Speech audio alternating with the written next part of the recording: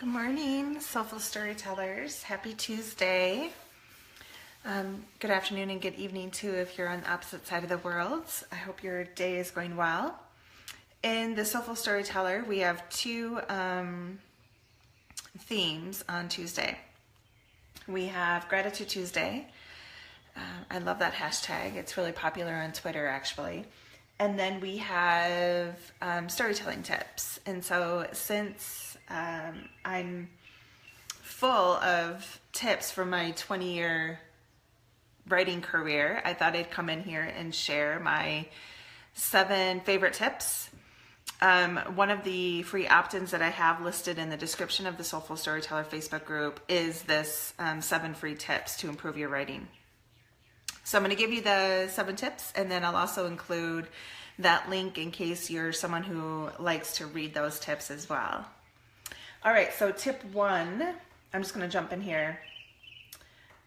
Tip 1, publications are looking for personal essays. And so when you're writing a personal essay, a nonfiction piece, what they're really looking for is experts. So you're going to educate your reader with your vast knowledge of your subject matter. So you're looking for readers to be inspired by you,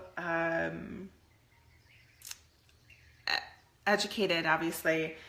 Teach them, never talk down to them. There's always this fine line between sharing your knowledge with the reader and talking at the reader. Your readers are intelligent. They're taking time to invest in their self-development through your work. And so picture them as your equal and share your lessons. So educate them. A lot of writers or a lot of leaders who are turning into writers just sort of want to get to the point. They just want to say A, B, and C, now go off and do the next thing. But the publishing world, even though it's changed dramatically in the 20 years I've been in it, editors are still looking for that slow opening. They're still looking for this piece to sort of blossom. And so you've got to paint your picture. So slow down, use descriptive words, really get vivid in your scenes. You really want the reader to actually feel as if they're watching this movie in slow motion, or that they're literally standing next to you, feeling what you felt, seeing what you saw, smelling what is in the background as you're describing it.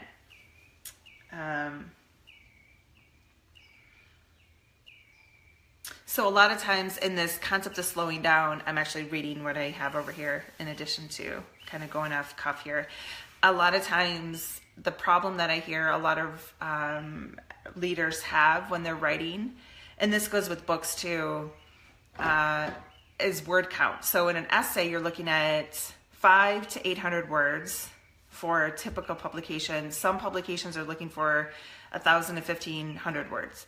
In a book, you're looking at 30 to 40,000 words. And so often people have a really hard time with filling that white space. And this concept of slowing down and really getting vivid and leaning back and allowing your reader into the scene with you is where your word count is going to elevate. So yesterday I was working with a one-on-one client, and when I work with clients, I pull the story out of them in a personal essay, and I actually do a lot of ghostwriting for them. We could have written her piece in 300 words. So pulling this content out is really important, and we were able to extend a 300-word piece to more like 700 words. So when you're stuck and you can't think of anything else to say, go back to your scene and think of what you felt like. Think of what thoughts that were running through your head. Think of adding even a few additional descriptive words to describe what it is you saw, what it is, what you felt when someone said something to you. That'll help you with the word count. Oh, so this goes into the third point here. The third piece is word count.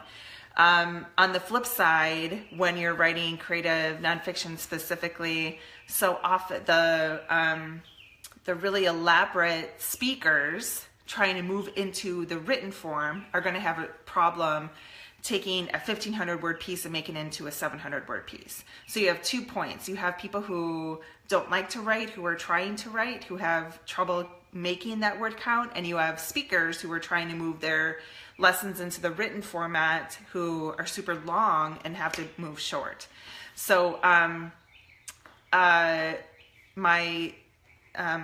lesson or my tip for you is, if you are lengthy and your first draft is 1,600 words and you're trying to pitch it somewhere and it can't get picked up, it's because it's too long.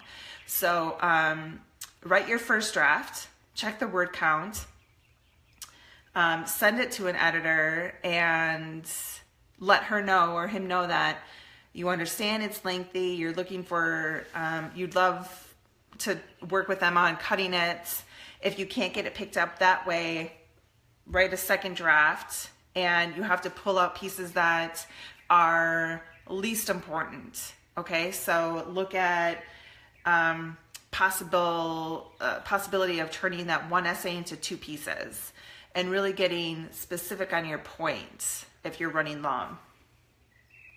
I find that a lot of people actually do that. They get carried away with their points in an essay, and I'm really able to say, okay, this is point A, this is point B, and these are 2 different pieces. So try that. Try turning one piece into 2 if you're running long.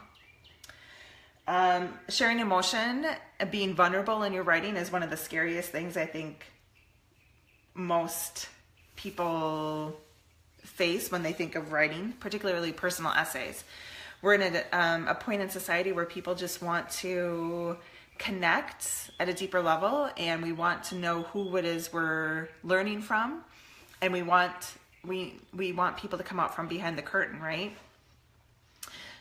So sharing emotion is incredibly important in the written format, and it's tricky because we're sort of we're asking people to follow us on this journey and trust us for face value without really seeing our face. So when you're watching a video, you can see the emotion. When you're reading something, you're having to get super descriptive without saying, I felt happy. You have to go behind that layer and talk about your heart swelling and tears coming to your eyes and your skin being covered with goosebumps.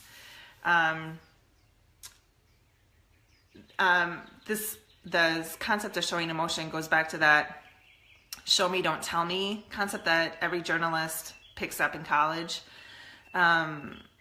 There's 2 ways to describe something. There is tell me, which is I'm happy, and then there's show me, which is my heart swelled, I could feel tears bubbling in my eyes, and I wanted to laugh and scream and twirl at the same time. So there's your emotion is really in that show me concept. Short sentences are your friends. I think a lot of times we get, as I want you to think of something that you've read that you've sort of lost interest in because you lost your train of thought, you couldn't find, you couldn't keep your place in line, you kept on reading the same paragraph, and finally you just sort of gave up. That happens a lot when we get carried away with our actual language. I was working with this client once who loved the dash and the semicolon and the colon all in the same thing, all in the same paragraph. That's too much. So many of these pieces are being read electronically now, and you've got to remember that we're a scrolling society, and I think it's easier to follow through a scroll when you're dealing with shorter sentences. So that's always a good tip. Short sentences are your friends. Let me know how these are fitting, if they work for you, if you've heard of any of these before. These are my favorite ones. Something I love to talk about is Urban Dictionary. So when you're published on a platform, your reader could range from 18 to 28 or 25 to 40. There is such a huge range in who reads what these days that it's always a safe bet to assume they don't understand Urban Dictionary the way you do. So I like to, it doesn't like pick up as well in the written format as it does in the video format, or even stage work. So I like to tell people to get rid of the Urban Dictionary language and just be straight, very forward in the written word. Otherwise, I've had to read pieces where I've had to literally stop and look up something because I wasn't familiar with that particular term.